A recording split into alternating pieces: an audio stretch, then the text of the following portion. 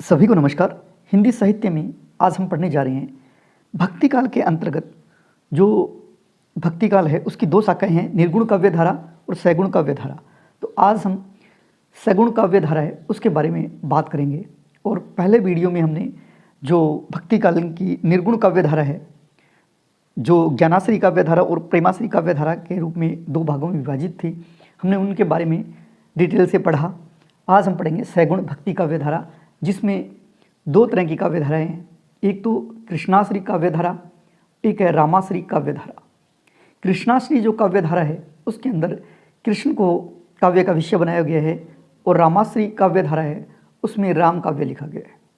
कृष्णाश्री काव्य धारा है इसके प्रमुख कवि सूरदास है, और रामाश्री काव्य धारा है उसके प्रमुख कवि तुलसीदास है। अब सैगुण भक्ति काव्य धारा है क्या?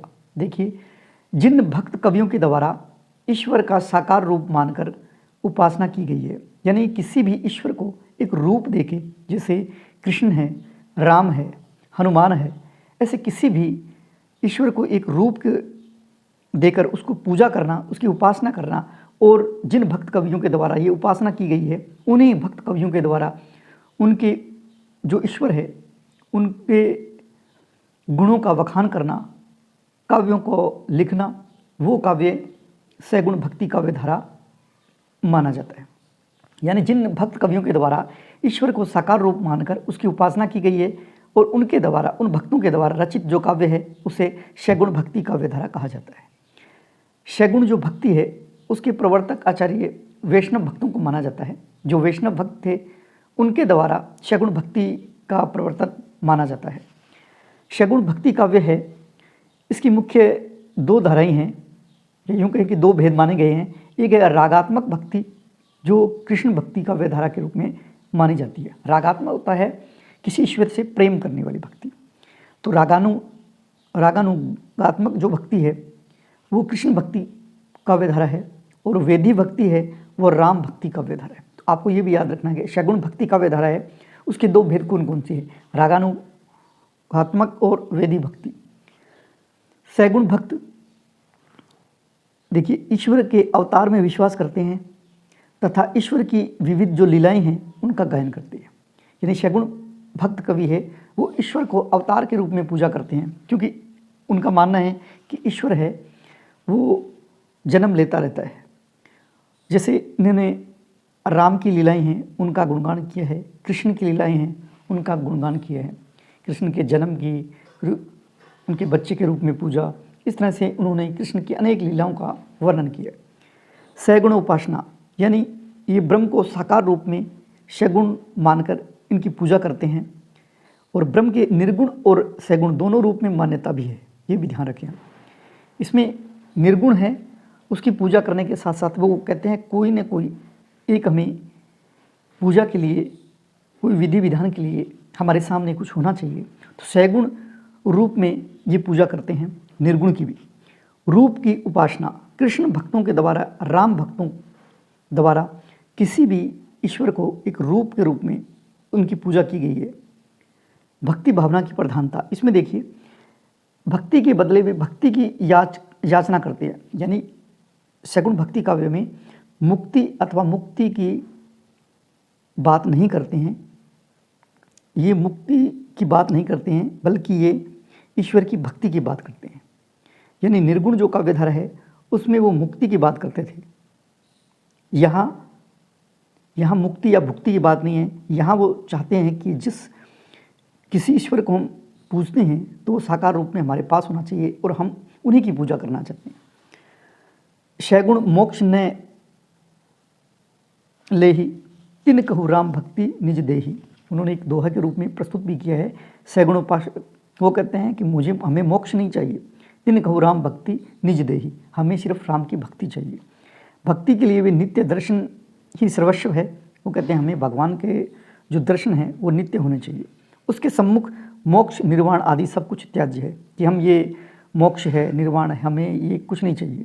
यानी सैगुण उपासक जो भक्त कवि है वो ईश्वर की उपासना चाहते हैं और उनके साथ में सानिध्य में रहकर उनके दर्शनों की लालसा ही रखते हैं।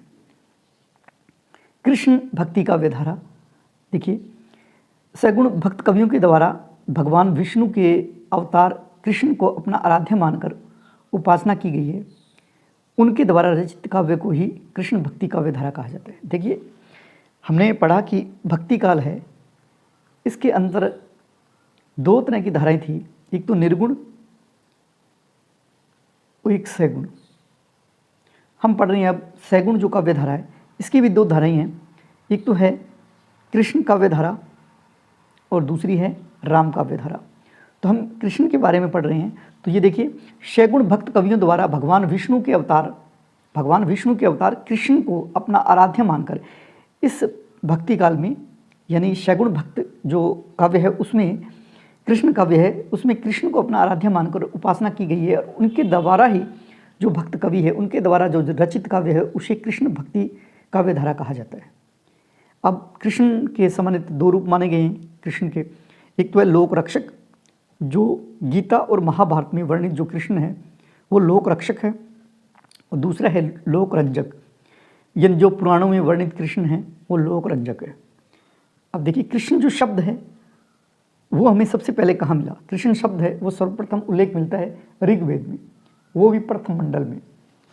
जो ऋग्वेद लिखा हुआ है उसके प्रथम मंडल में कृष्ण का वर्णन मिलता है। उसके बाद देखिए, ऋग्वेद में कुल 10 मंडल है और 1028 सूक्त है।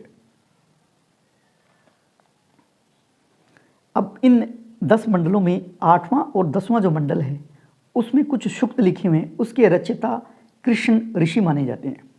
अब देखिए, ऋग्वेद है सबसे पुराना वेद है, उसके प्रथम मंडल में तो हमें कृष्ण के बारे में, यानी कृष्ण शब्द है उसका उल्लेख मिलता है, लेकिन 8वें और 10वें मंडल में कुछ सूक्त लिखे हुए हैं, उनमें नाम आता है कृष्ण ऋषि का। तो हमें पता चलता है कि कृष्ण शब्द तो पहले मंडल में मिला था, और कृष्ण की सूक्तियाँ जो लिखी गई हैं वो 8वें और 10वें मंडल में मिलती है। भगवत स्वरूप कृष्ण का उल्लेख सर्वप्रथम कौशितिक ब्राह्मण जो ग्रंथ है उसमें मिलता है, और एक ग्रंथ और है छांदोग्योपनिषद, इसमें कृष्ण का नाम मिलता है, और ये वासुदेव देव की पुत्र कृष्ण हैं वो माने गए हैं। यानी ये जो कृष्ण जो नाम आया है कौशितिकी ब्राह्मण में और छांदोग्योपनिषद में, ये वासुदेव और देवकी जो के पुत्र है कृष्ण, उन्हीं का वर्णन इसमें मिलता है। सैगुण कृष्ण भक्त काव्य धारा के प्रवर्तक माने जाते हैं वल्लभाचार्य। देखिए, महत्वपूर्ण बात, कृष्ण जो काव्य धारा है उसके सैगुण कृष्ण भक्त काव्य धारा के प्रवर्तक कौन माने जाते हैं? तो वो है वल्लभाचार्य। कृष्ण की प्रेयसी जिसका नाम है राधा, उसका सर्वप्रथम उल्लेख गोपाल तापनी उपनिषद में मिलता है। महत्वपूर्ण बात, इसको आपको कंठस्थ करना है। कृष्ण की प्रेयसी राधा है, उसका सर्वप्रथम जो वर्णन मिलता है वो गोपाल तापनी उपनिषद में मिलता है। फिर आता है एक संप्रदाय सहजिया संप्रदाय, उसमें कृष्ण को रस रूप में पूजा गया है और राधा को रति के नाम से पुकारा गया है। यानी सहजिया संप्रदाय है, इसमें कृष्ण को रस और राधा को रति नाम से पुकारा गया है। कृष्ण भक्त काव्य धारा का मुख्य आधार है, यानी जो कृष्ण काव्य धारा है उसका उपजीवीय ग्रंथ कौन सा है ये माने, या इसका आदि स्रोत कौन सा है वो माने, तो वो है भगवत पुराण। तो कृष्ण भक्त काव्य धारा है उसका मुख्य आधार है भगवत पुराण। हिंदी में कृष्ण को काव्य का विषय बनाने का जो श्रेय है वो जाता है विद्यापति को। उन्होंने पदावली लिखी जो कि मैथिली भाषा में लिखी, और इसी रचना के कारण विद्यापति को मैथिल कोकिल के नाम से पुकारा जाता है, क्योंकि उन्होंने कृष्ण के बारे में इस पदावली में बहुत सारे पद लिखे, और ये पद इतने शानदार है, इतने भक्तों के लिए प्रेरणादायक है कि एक जनश्रुति के अनुसार एक चैतन्य महाप्रभु हुए थे, वो ये पदावली के पद गाते गाते इतने भाव विभोर हो जाते थे कि वो मूर्छित भी हो जाते थे, यानी बेहोश हो जाते थे इन पदों को वो गाते गाते। और ये पद है पदावली के, और गाने वाले हैं चैतन्य महाप्रभु। कृष्ण भक्ति काव्य धारा की प्रमुख विशेषताएं क्या है? देखिए, कृष्ण की इसमें उपासना की गई है, सैगुण कृष्ण के रूप में इनकी पूजा की गई है। कृष्ण की बाल लीलाओं की, या यूँ कहें कि सभी लीलाओं के इनमें वर्णन किया गया है। ये कृष्ण काव्य धारा है, इसमें कृष्ण का वर्णन है। अगर ये आए सैगुण काव्य धारा सीधा, तो सैगुण में कृष्ण और राम दोनों आ जाते हैं। उसके बाद गुरु की महिमा है, अवतारवाद में विश्वास भी करते हैं ये, सखा, दास्य और माधुर्य भाव की भक्ति भी इसमें मिलती है।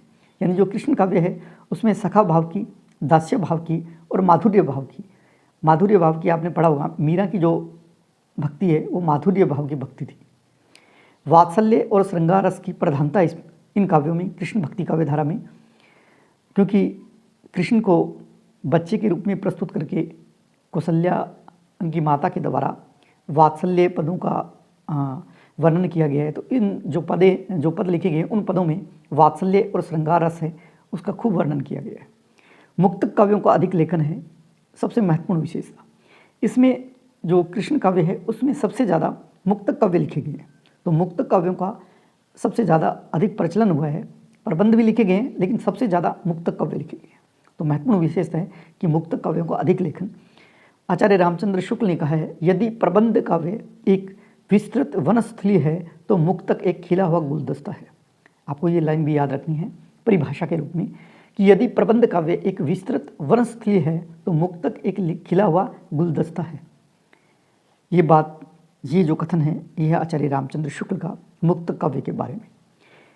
जो कृष्ण काव्य धारा है इसकी प्रमुख जो भाषा है वो ब्रज भाषा का प्रयोग है, क्योंकि इसमें सबसे ज़्यादा ब्रज भाषा में लिखा गया। ये जो पद है वे गेय मुक्तक पद शैली में लिखे गए हैं। गेय मतलब जिसे गाया जा सके। इसमें सबसे ज़्यादा जो पद लिखे हैं वो मुक्तक तो है ही, साथ साथ में गेय पद यानी गाए जाने वाले पद भी है। इन काव्यों में यानी कृष्ण भक्ति काव्य धारा की जो काव्य है इनमें लोकोक्ति और मुहावरों का भी प्रयोग है वो प्रचुर मात्रा में हुआ है। इस तरह से हमने कृष्ण भक्ति काव्य धारा की प्रमुख विशेषता है और कृष्ण भक्ति काव्य धारा है क्या इसको पढ़ा। इसके बाद में कृष्ण भक्त के प्रमुख जो कवि है या कृष्ण भक्त धारा के प्रमुख कवि है, जैसे सूरदास है, कुंभनदास है, कृष्णदास है, परमानंद दास है और गोविंद स्वामी हैं, चतुर्वेद स्वामी हैं, नंददास स्वामी हैं, चीत स्वामी हैं और अष्टछाप के कवि हैं। मैंने इनके बारे में बताया। इस तरह से बहुत सारे कवि हैं और जो नेक्स्ट वीडियो है उसमें उन कवियों के बारे में विस्तार से अध्ययन करेंगे। तब तक स्वस्थ रहें, मस्त रहें। जय हिंद, जय भारत।